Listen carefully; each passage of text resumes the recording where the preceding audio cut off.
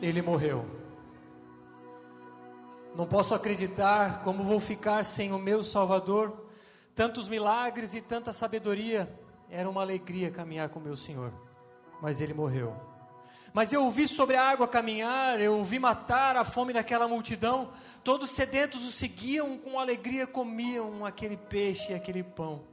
Eu vi o cego enxergar, o coxo Ele fez caminhar e o morto viver.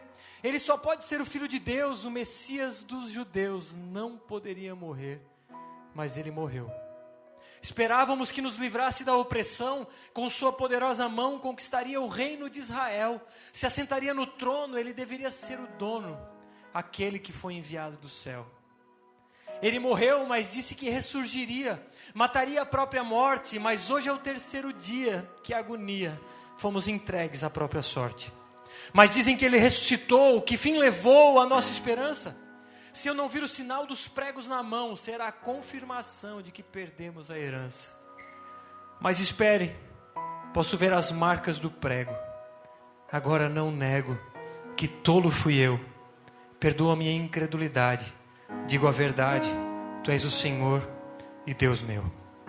Onde está a morte a tua vitória? Marcou a história a vinda do meu Jesus. Morreu em meu lugar, reviveu para reinar. Do mundo Ele é a luz. Se Ele vive, ainda temos esperança.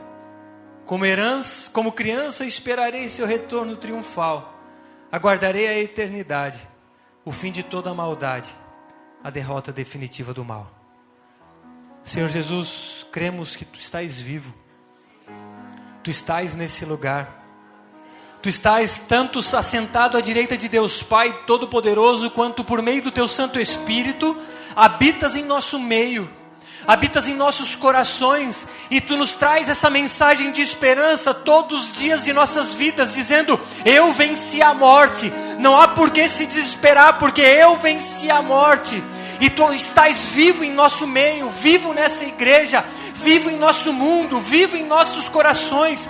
Por isso acordamos todos os dias e vibramos, porque a vida venceu a morte, e por isso existe esperança, a esperança da eternidade, quando não haverá mais choro, não haverá mais dor, mas em Ti e contigo e nos Teus braços descansaremos, e contemplaremos a Tua face, porque agora vemos como que por um espelho, mas chegará o dia que Te veremos face a face, e contemplaremos a Tua glória por toda a eternidade. Ora vem, Senhor Jesus, ansiamos pela Tua vinda, em nome de Jesus, amém. Podem se sentar, irmãos.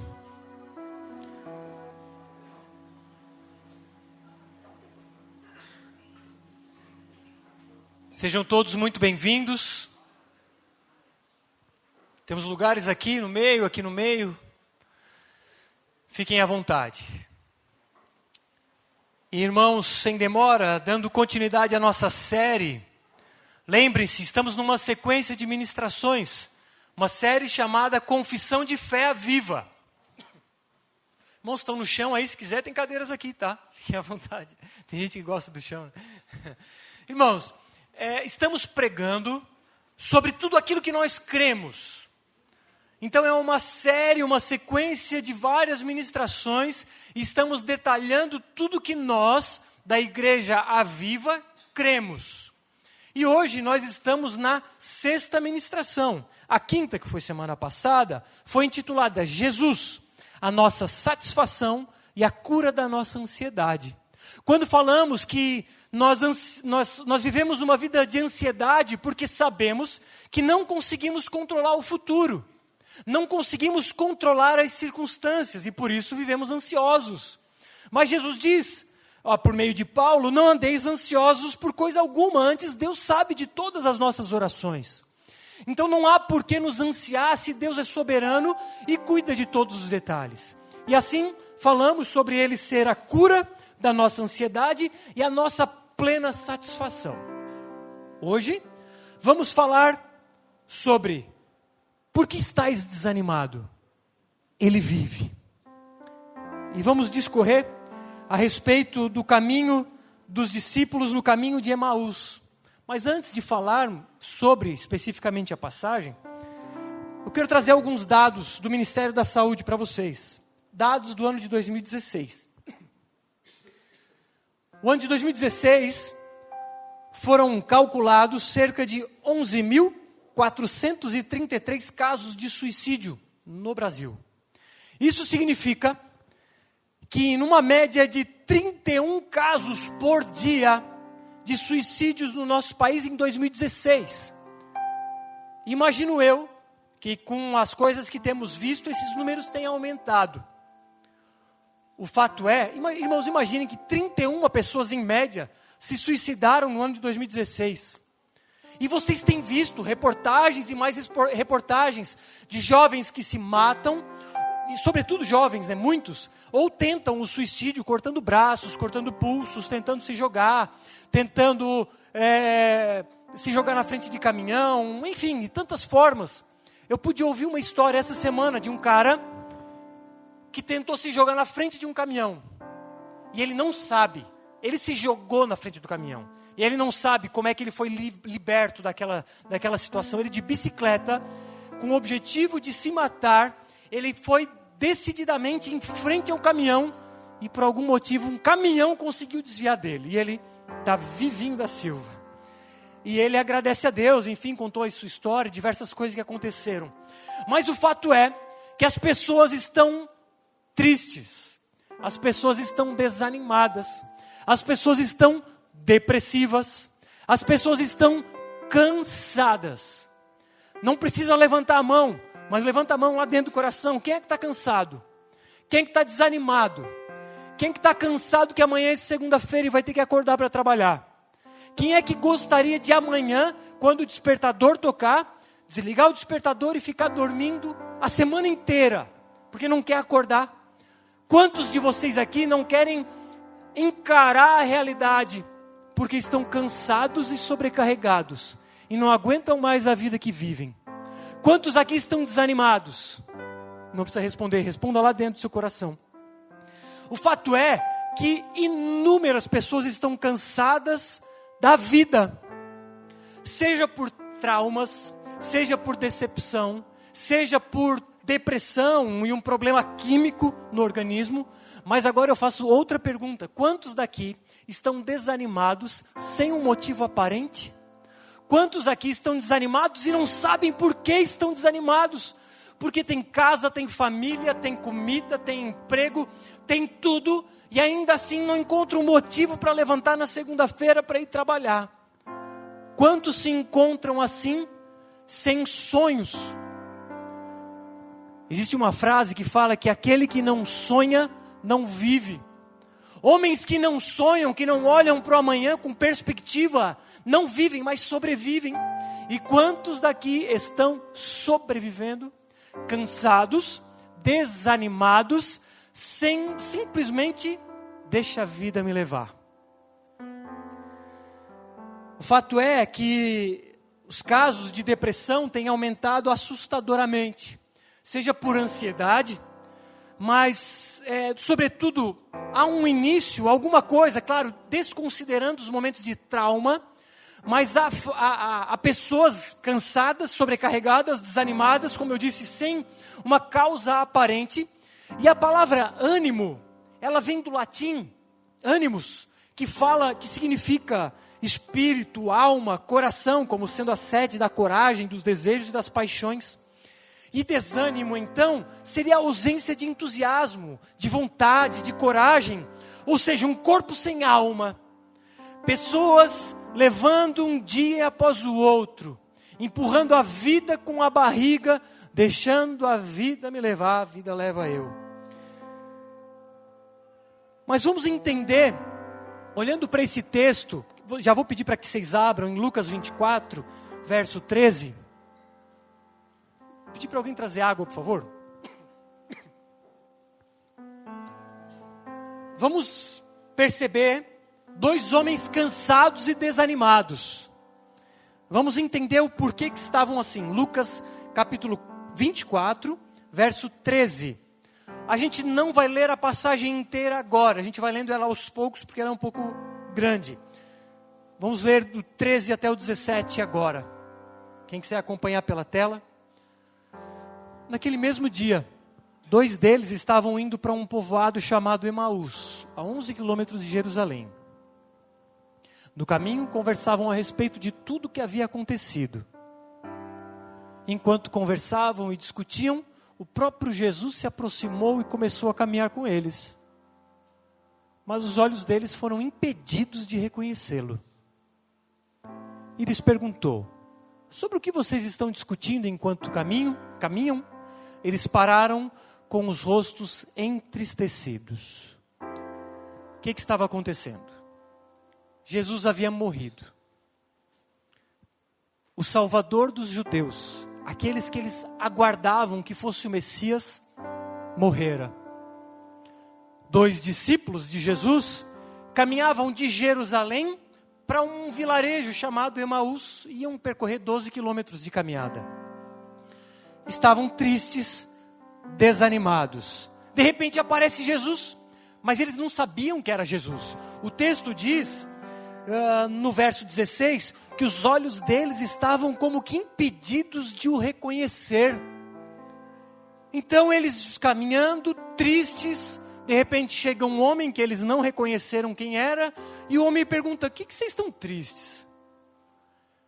E aí eles começam a contar a história. Mas o fato que eu quero chamar a atenção agora é para pessoas desanimadas. Jesus, aquele que eles aguardavam que fosse o Messias, estava morto.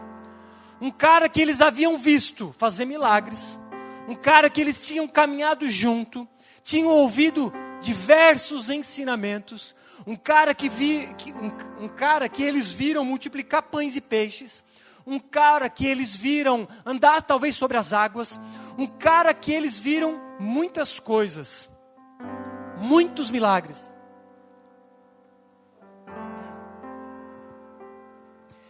Mas esse cara morreu. Esse cara era a esperança de um povo. Esse cara talvez fosse aquele que os profetas falavam, que todo o Antigo Testamento falava, que viria o Rei dos Reis. Talvez seja ele, mas ele morreu. Estavam tristes, porque eles conheciam as Escrituras, porque até então eles tinham somente o Antigo Testamento. E eles esperavam que um rei viesse, porque a Bíblia apontava para um grande rei que viria. E eles tinham ouvido a história de que talvez ele havia ressuscitado. Pense então, o Messias aguardado morreu. Todos diziam que era o Rei dos Reis, morreu. Ele se dizia o Filho de Deus, morreu. Mas esses discípulos ouviram a história de Maria Madalena, de Joana e a Maria, mãe de Tiago. Ouviram que elas talvez tivessem visto o túmulo vazio, que um anjo tinha aparecido para elas. Mas, em princípio, não acreditaram. Também ouviram falar de Pedro e João, que também chegaram-se ao túmulo e viram o túmulo vazio. Também não acreditaram. Ouviram relatos de que, de fato, como ele havia dito, que ao 3º dia ele ressuscitaria. Eles não acreditaram. O que fez deles? Tristes. Voltavam tristes para esse vilarejo. Por quê? Por causa da sua incredulidade. Provavelmente eles haviam desistido do projeto de resgatar o reino de Israel. Poxa, andaram 3 anos com o cara fez tantos milagres, falou tantas coisas, e morreu de uma forma humilhante, como bandido numa cruz. Que Deus é esse que se deixa morrer com cravos e coroas de espinhos? Que Deus é esse que morre levando cusparadas, sendo humilhado na frente de homens? Que Deus é esse? Porque ele era o Rei dos Reis.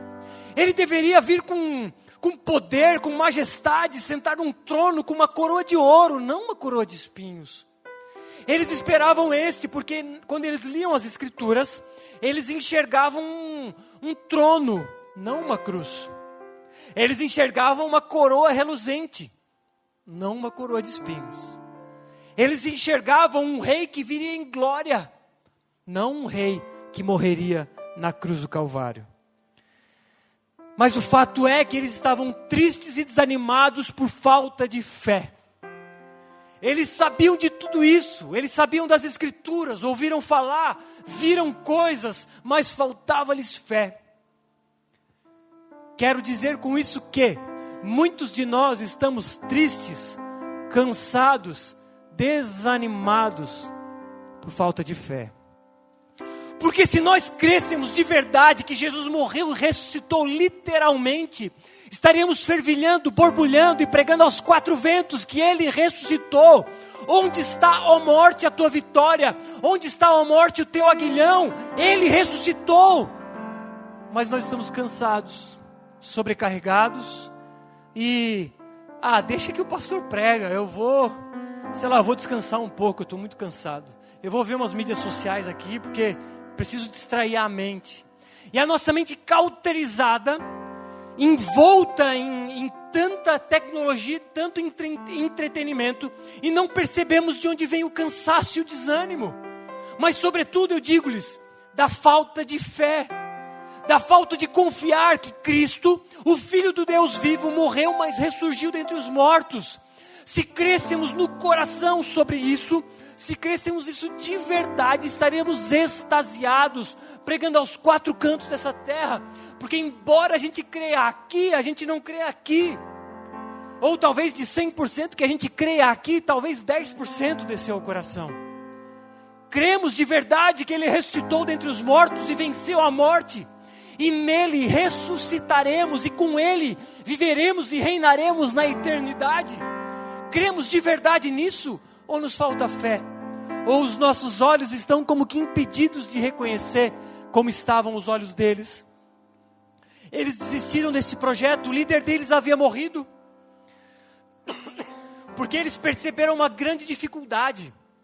E em meio à dificuldade, irmãos, nós quando nos deparamos com elas, quando a dificuldade chega na nossa frente, a gente não enxerga mais nada, só ela. E aí bate o desânimo. E aí a fé que nós tínhamos num Deus que tudo pode, a nossa fé esmurece e fica focada na dificuldade. E a nossa prova, e essas dificuldades são provas de Deus para as nossas vidas, nós focamos tanto nelas, que nós não conseguimos enxergar além delas. Como esses discípulos estavam olhando para uma suposta dificuldade, a morte do Rei dos Reis, e não olhavam para além da morte, ou seja, a ressurreição. E nós focamos tanto nos problemas diários, nos problemas mínimos, e deixamos de olhar para além deles. Focamos na prova e não focamos naquele que vai resolver a prova, a saber, Jesus Cristo. Focamos tanta a nossa energia nas dificuldades, naquilo que a gente consegue enxergar, que é problema, e não focamos naquele que pode dar e dará a resolução para os problemas. A nossa mente fica focada, como que eu vou resolver, e vai entrando numa espiral decrescente, que vai nos levando para um buraco, de que não consegue resolver aquele problema, mas a tua mente começa a pensar, e ela, como não vê resolução para o problema, começa a se desesperar, começa a ficar mais ansiosa, e por falta de fé, começa a ficar desanimada. Quando não vê solução, só vê um buraco, só vê uma espiral que te leva para um buraco, passa-te a desanimar mais e mais, e aquele problema que tu foi dormir com ele, tu acorda com ele. Primeira coisa que vem à mente é o problema. E agora, o que eu faço para resolver? Passa o dia inteiro focado no problema e, por consequência disso, desanimado, cansado. Os problemas cansam. Se você se alimentar só deles, isso te desanima e não te dá força para levantar na segunda-feira. Tira um pouco o foco do problema e olha além do problema. Tira um pouco da morte de Cristo e passa a olhar na ressurreição de Cristo. Olha além, porque se Ele venceu a morte, os nossos problemas, o que são para Ele? As provas vêm, inclusive, como um exercício de fé. Se nós estamos desanimados por falta de fé, e nós podemos e devemos pedir fé a Deus, mas Deus, o trabalho dele em geral não é com passe de mágica. Em geral, a forma de Deus trabalhar em nossas vidas é por processos. Peça fé e você vai receber uma prova. Mas é por meio da prova que a nossa fé é provada e aprovada ou não. Como que vamos crescer em fé se ela não for trabalhada, se não for exercitada? E Tiago diz, considerai motivo de alegria o fato de passardes por várias provações, porque por meio da vossa prova da fé, a sua fé é exercitada e fortalecida. A nossa esperança é fortalecida. Diferente dos discípulos que não havia mais esperança na vida deles, e assim como diferente das nossas vidas, quando focamos no problema, porque provas todos passam, só que eu posso olhar a prova sob esse ângulo, o ângulo da dificuldade. Eu não consigo, eu não sei fazer, não sei mais o que fazer com esse problema. Deus não me abençoa mesmo, porque Deus não me ama. Eu posso olhar sob essa perspectiva, mas a mesma prova eu posso enxergar de outra perspectiva e dizer, como Tiago disse, Senhor, obrigado por essa prova, porque como eu cresceria se não fosse por meio dessa prova? Como que eu seria aprovado se eu não fosse primeiro testado? Obrigado, Senhor, eu te louvo, porque essa prova é uma grande oportunidade de eu crescer. Por meio dessa dificuldade eu posso crescer em fé, por meio dessa dificuldade a minha fé é fortalecida. Então, Senhor, muito obrigado. Quantos de nós fazem como Tiago e Paulo também na carta aos Romanos, agradecendo pelas provas da vida? Quantos de nós agradecemos? Mas saiba que é motivo de alegria passarmos por elas. Outro ponto, irmãos, é que ao invés de olharmos para o processo, nós olhamos para o resultado. E às vezes, aliás, muitas vezes, os resultados não são como nós esperávamos. E aí você contrata um profissional para te ajudar a alcançar aquele resultado. E o resultado que você quer é subir no Monte Everest.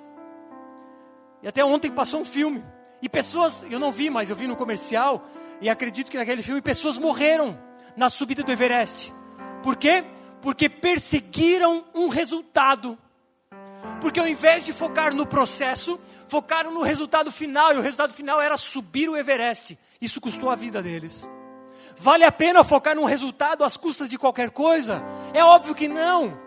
Então pessoas às vezes medem o sucesso olhando para o resultado ou a falta dele, esquecendo de olhar o processo, esquecendo de olhar a caminhada, como os discípulos esperavam o resultado do rei Jesus reinando na terra, esqueceram de olhar o processo, e o processo era eles caminhando com Cristo. Às vezes nos deparamos com grandes dificuldades, com grandes provas, e como naquela historinha que fala, em que o cara conversando com Jesus, Jesus, percebo que o Senhor esteve comigo ao longo da caminhada, porque percebo que na praia havia quatro pegadas, mas Senhor, na maior dificuldade da minha vida, quando eu olho para trás, naquele trecho da linha do tempo, só vejo 2 pegadas. Onde o Senhor estava no momento mais difícil da minha vida? Meu caro, nessa hora, eu te carregava no colo. Em nenhum momento Deus nos abandona, é nós quem o abandonamos. É porque nós, muitas vezes, tão focados num resultado, esquecemos de olhar para a trajetória e o que temos aprendido com a trajetória. O que Deus tem nos ensinado por meio dessas provas, que tem fortalecido a nossa fé.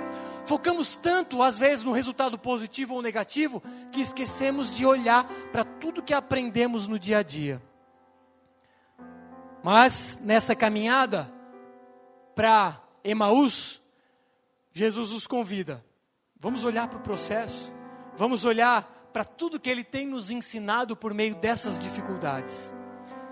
Falamos do cansaço, do desânimo, agora vamos falar sobre as esperanças frustradas. Verso 18.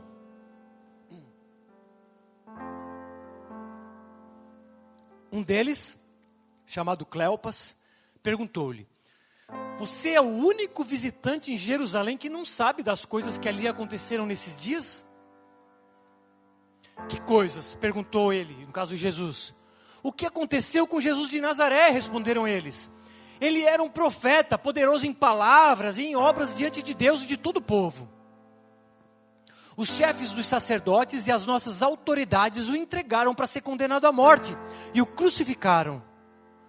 E nós esperávamos que era Ele que ia trazer a redenção a Israel. E hoje é o 3º dia desde que tudo isso aconteceu.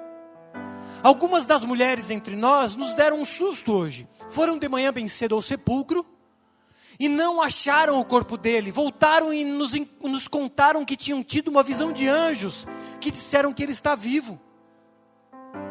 Alguns dos nossos companheiros foram ao sepulcro e encontraram tudo exatamente como as mulheres tinham dito, mas não o viram.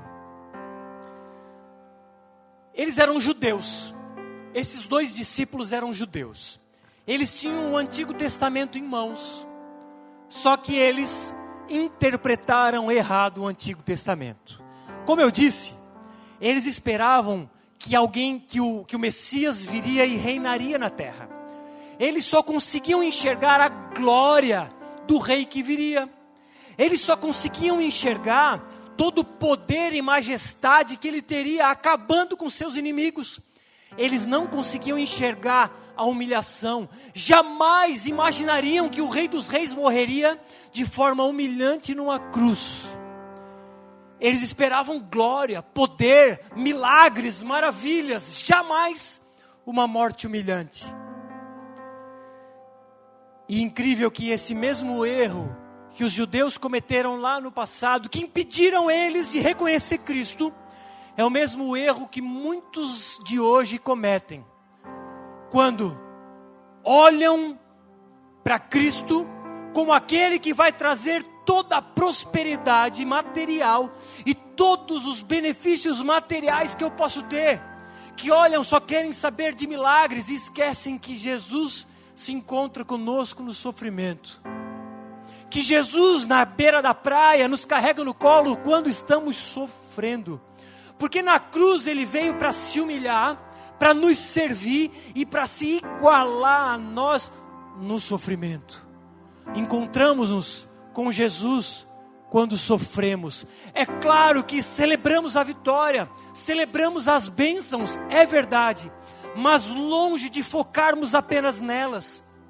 Jamais esqueceremos de que Jesus está conosco, inclusive quando sofremos. E eles então se frustraram, porque a expectativa de glória e majestade não se concretizou, e por isso estavam tristes, desanimados, cansados, desestimulados, sem qualquer esperança futura, porque o líder deles morreu. Mas vamos falar sobre a fé que vem do ouvir, verso 25. Ele lhes disse, Jesus disse: como vocês custam a entender e como demoram a crer em tudo que os profetas falaram. Não devia o Cristo sofrer essas coisas para entrar na sua glória? E começando por Moisés e todos os profetas, explicou-lhes o que constava a respeito dele em todas as Escrituras. Os discípulos estavam desanimados pela sua incredulidade, pela sua falta de fé, estavam desanimados. Jesus então, sem eles perceberem que era Jesus, começa a apresentar o Antigo Testamento para eles, mas com um pequeno detalhe, com uma outra perspectiva, com uma outra ótica. Eles enxergavam o Antigo Testamento de uma forma, e Jesus disse assim: não, espera aí, coloque esse óculos aqui para ler o Antigo Testamento.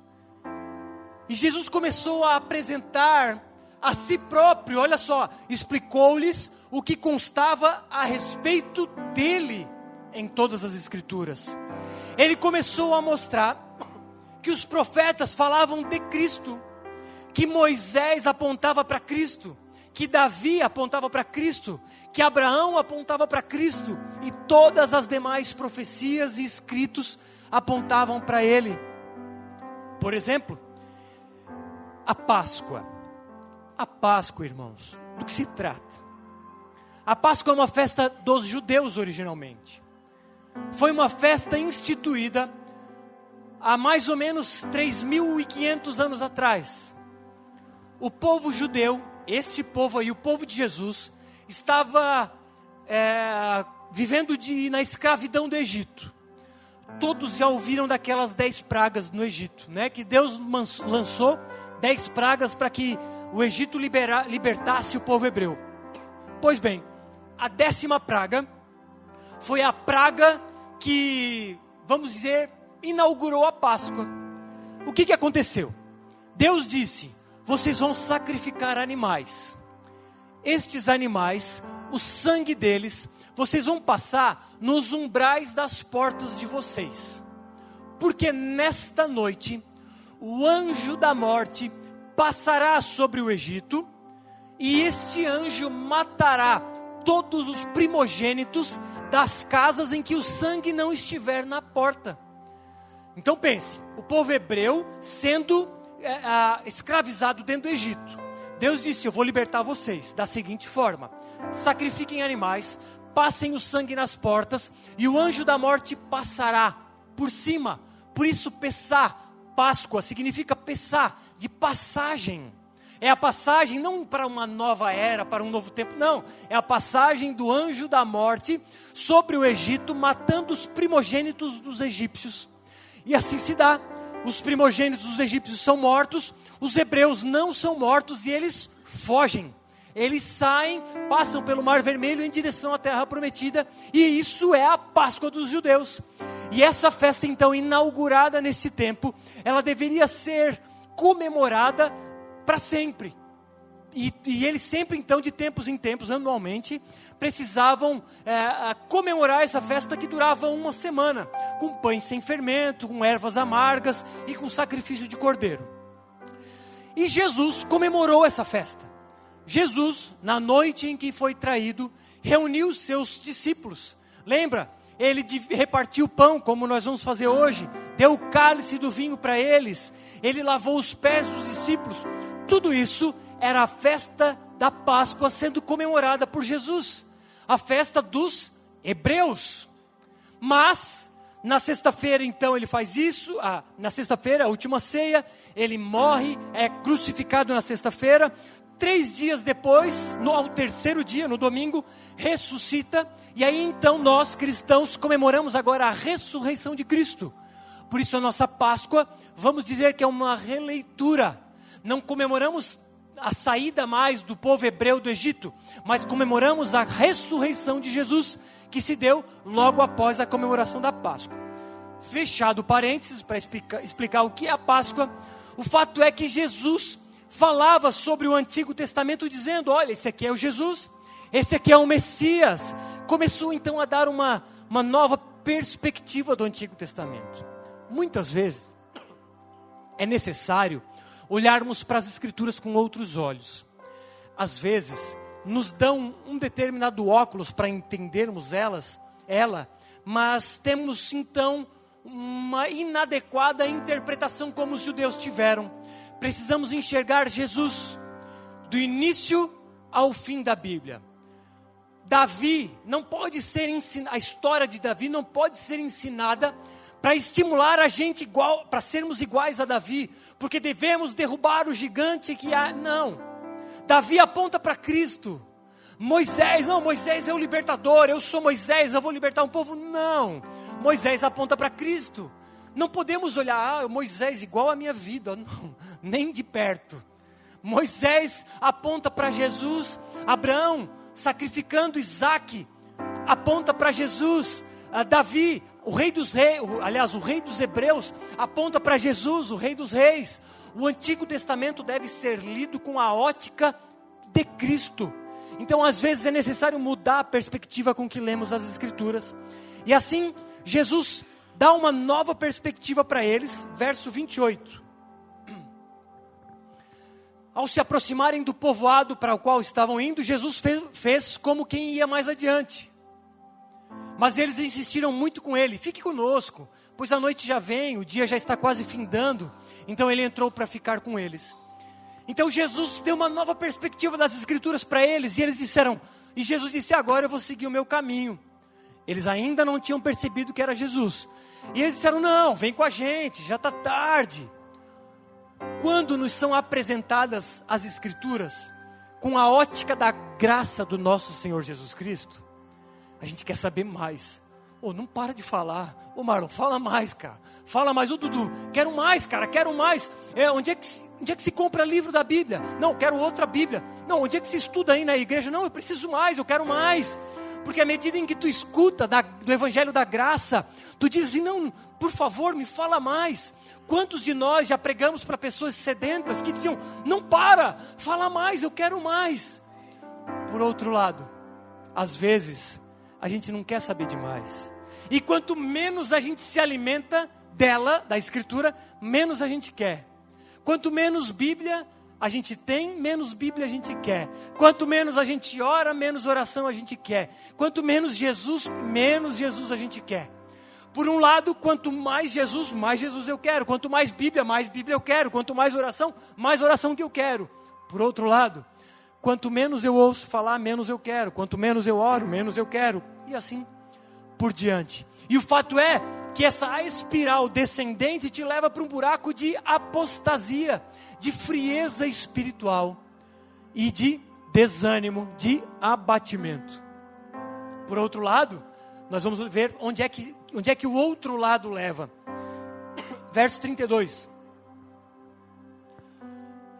Perguntaram-se um ao outro, então, depois deles reconhecerem, não estavam ardendo os nossos corações dentro de nós, enquanto ele nos falava no caminho e nos expunha as Escrituras? Irmãos, quando alguém expõe as Escrituras para a gente, é a palavra de Deus que é poderosa, que entra em nosso coração, como o autor de Hebreus diz, a palavra de Deus é viva e eficaz, mais cortante do que qualquer espada de 2 gumes, penetra até o ponto de dividir alma e espírito, juntas e medulas, e é apta para julgar os pensamentos e propósitos do coração. Não estamos falando sobre conhecimento humano, sobre livro de ciência, não estamos falando sobre tecnologia, não, estamos falando sobre a palavra de Deus, que é poderosa e penetra em nossos corações e arde. Arde no sentido, quero mais, me fala mais sobre esse negócio. E aí, não precisa abrir, mas olha só o que estava acontecendo. Verso 16, lá atrás diz assim, os olhos deles estavam impedidos de reconhecer, não conseguiam enxergar.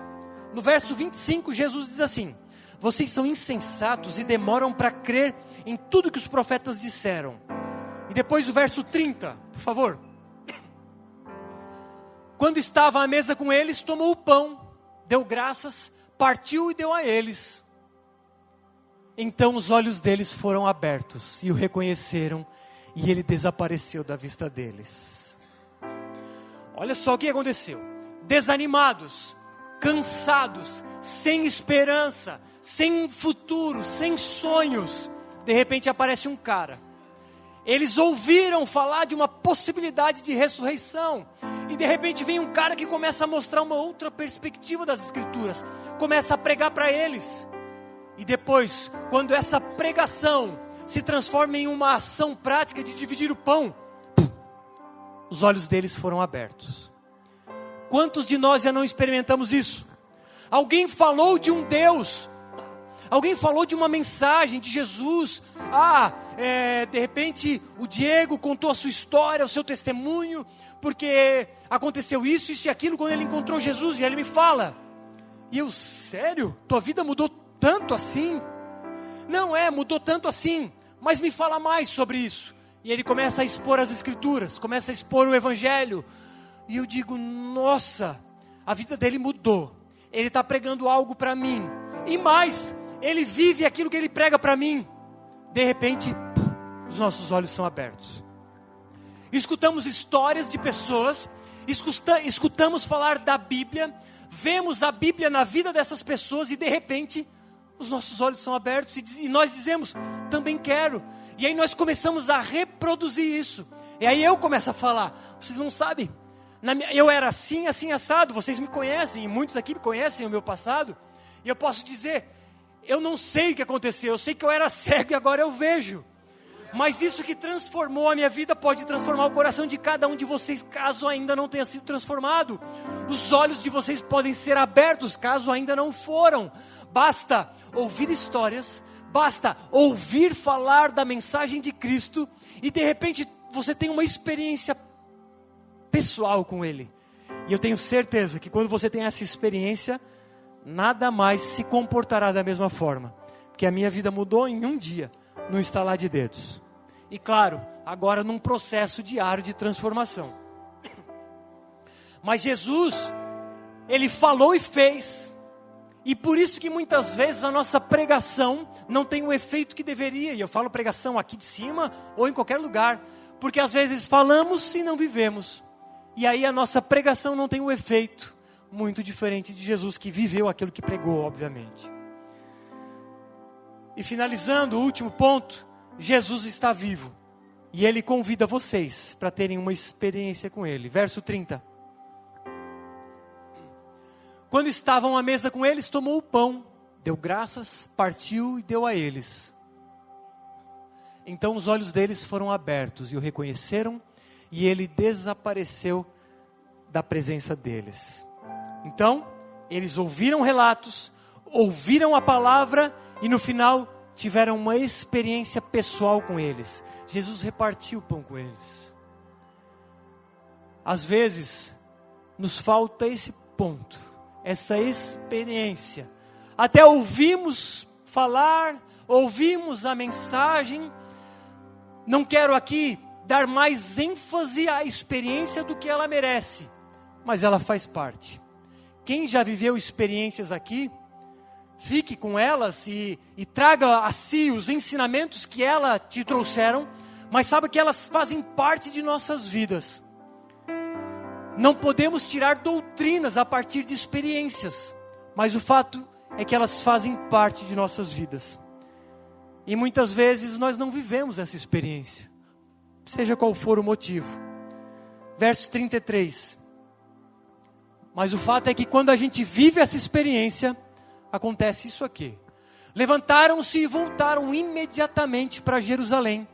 Ali encontraram os 11 e os que estavam com eles reunidos, que diziam: é verdade, o Senhor ressuscitou e apareceu a Simão. Olha só, pouco antes eles disseram para Jesus: já está tarde, vamos se recolher com a gente. Só que quando eles tiveram essa experiência pessoal com Jesus, Jesus some e eles para eles não importava mais que era tarde. Na mesma hora eles voltaram para Jerusalém. Eles estavam em Jerusalém e caminhando 12, 11 quilômetros para Emaús. Mas no meio do caminho pararam para descansar, sei lá, de repente numa hospedaria. E naquele momento que tiveram a experiência pessoal, eles não se detiveram. Não, é agora, não importa que está tarde. Porque quem se depara com a realidade de que Jesus vive, não se detém. Quem se depara com Jesus ressurreto e tem uma experiência com Ele, sai espalhando essa notícia aos 4 ventos. Porque a transformação, quando temos esse contato, é tão grande, essa transformação é tão genuína, que nós entendemos que não podemos ficar para nós com essa mensagem. Outros precisam saber. Porque outros que estão desanimados como nós estávamos, precisam saber, existe esperança. Existe esperança apesar do câncer. Existe esperança apesar do desemprego. Existe esperança apesar da dor. Existe esperança apesar do desânimo e da depressão. Existe esperança porque Ele vive. Eles não viram a hora, simplesmente foram anunciar: Ele vive. Quero chamar o louvor e concluo aqui.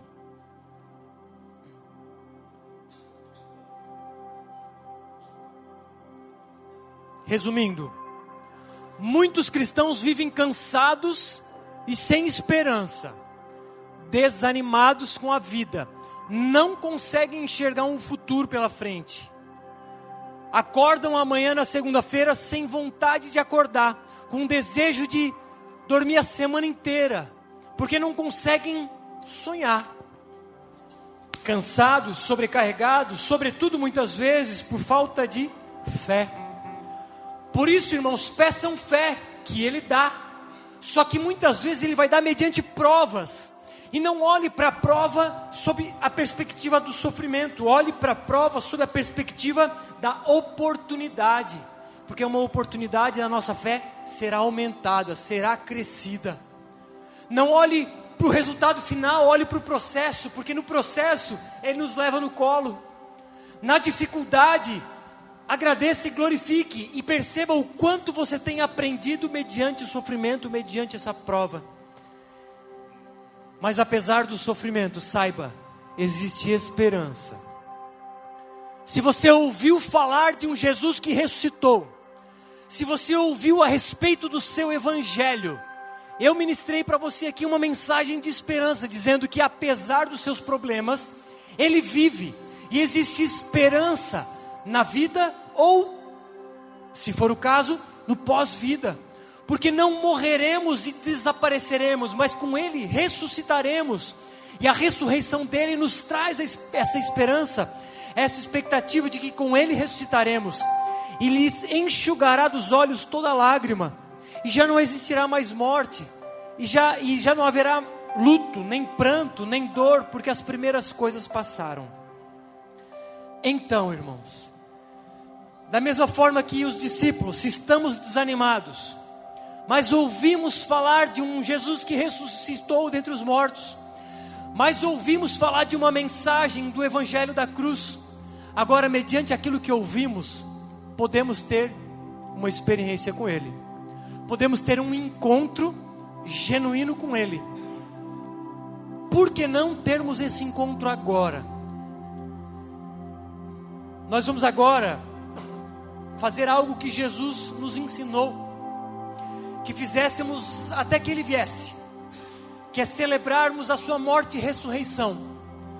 Nós compartilharemos do pão e do vinho, representado pelo suco de uva, como Ele nos ensinou na última ceia, poucos instantes antes de morrer. Ele disse: eu vou repartir o meu pão, que é o meu corpo, por vós, e vou repartir o cálice do meu sangue, o sangue da nova aliança. E diante da palavra ministrada, neste momento, irmãos, que nós cearemos, é como tenho dito, a igreja sobe aos céus. É um momento em que Deus derrama graça a seu povo. É um momento em que a nossa fé é nutrida. Nós somos nutridos pelo corpo e sangue de Cristo que os irmãos vão distribuir para vocês. Então, irmãos, encarem este momento como uma oportunidade de ter um encontro real com Cristo, que não está morto, mas ressuscitou. Existe um único detalhe: aqueles que não têm um entendimento do que isso representa, a Bíblia diz que não deve fazer parte deste momento de fazer uso do corpo e do sangue, porque isso pode servir para a própria condenação. É necessário ter um entendimento do que isso significa. Outro ponto, a Bíblia diz para nós nos analisarmos a nós mesmos. Se estivermos em pecado, seja ele qual for, não deixe de fazer parte deste momento, mas se reconcilie com Cristo, peça perdão e tenha uma atitude de transformação, de desejo de mudança, e aí faça parte desse momento. Nós vamos orar, vamos ficar de pé. Nós vamos ter aqui 1 minuto de reflexão para pedirmos perdão pelos nossos pecados, e depois damos continuidade. Senhor, perdoa os nossos pecados, Pai. Tem misericórdia de nós. Nós queremos uma vida reta, uma vida santa, uma vida justa diante de Ti. Tem misericórdia de nós, Pai. Perdoa porque pecamos com os olhos, pecamos com a boca, pecamos com nossas ações, ou mesmo com nossas omissões. Tem misericórdia porque por meio dos nossos pecados temos ofendido o Teu santo nome. Nesse momento, Senhor, queremos nos reconciliar contigo e queremos nos adentrar com confiança ao trono da graça, não com a confiança em nossos méritos de justiça, mas com a confiança no sangue Teu derramado naquela cruz. Tenha um tempo de reflexão, de pedido de perdão, irmãos.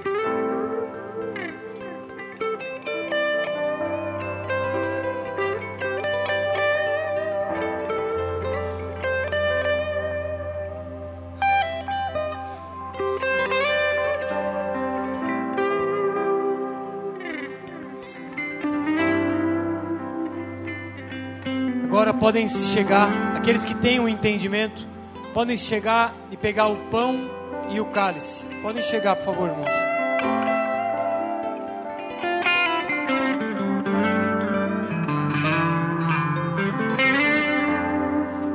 Eu queria que alguém levasse o pessoal da Kids pro seu Zé.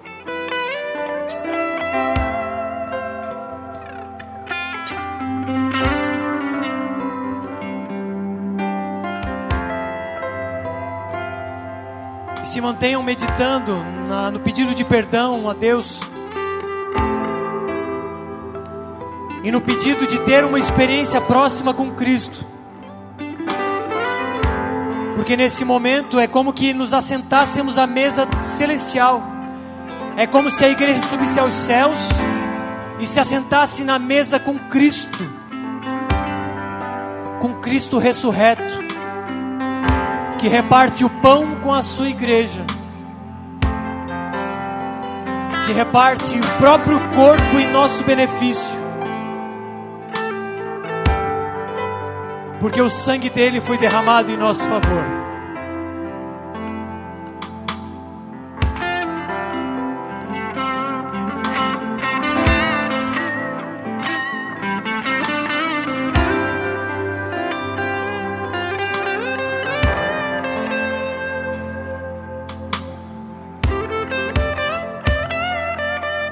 Se mantenham em oração, pedindo para que o próprio Cristo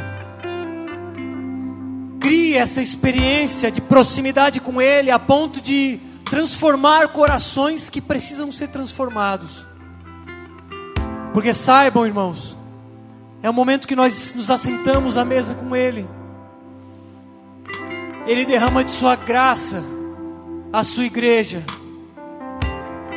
A nossa fé, ela é fortalecida. Da mesma forma que os discípulos de Emaús tiveram esse contato com Ele, nós podemos ter esse contato próximo.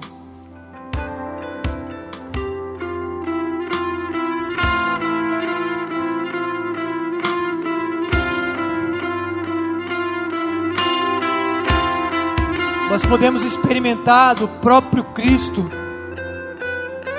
Nós experimentamos do seu corpo e do seu sangue, assentados à mesa nos céus, com Ele repartindo o próprio corpo em nosso favor.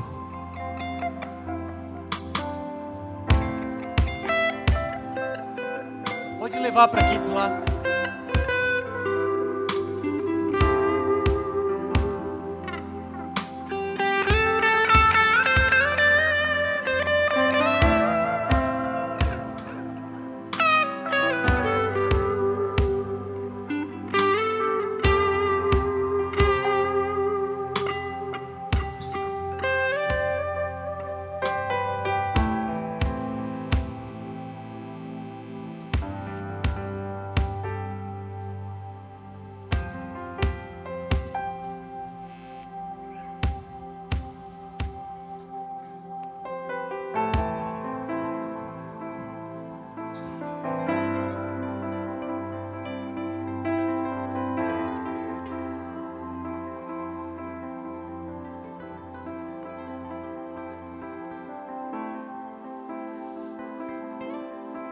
Senhor Jesus, na noite em que foi traído, pegou um pão, tendo dado graças, o partiu e disse: "Esse é o meu corpo, que é dado por vocês. Façam isso em memória de mim." Comam do corpo de Cristo.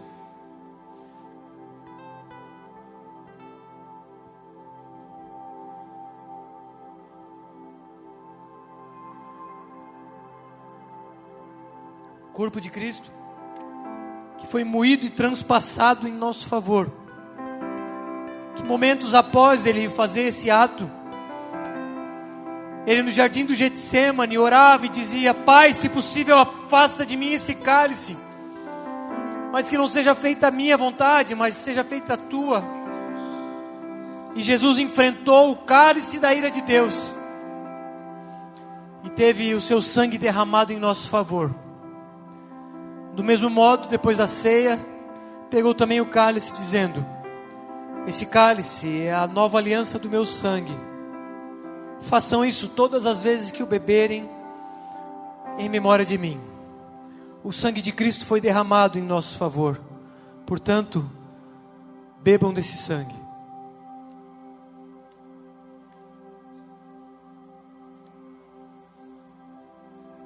Senhor Jesus, nós temos parte contigo. Nós comemos do teu corpo e bebemos do teu sangue.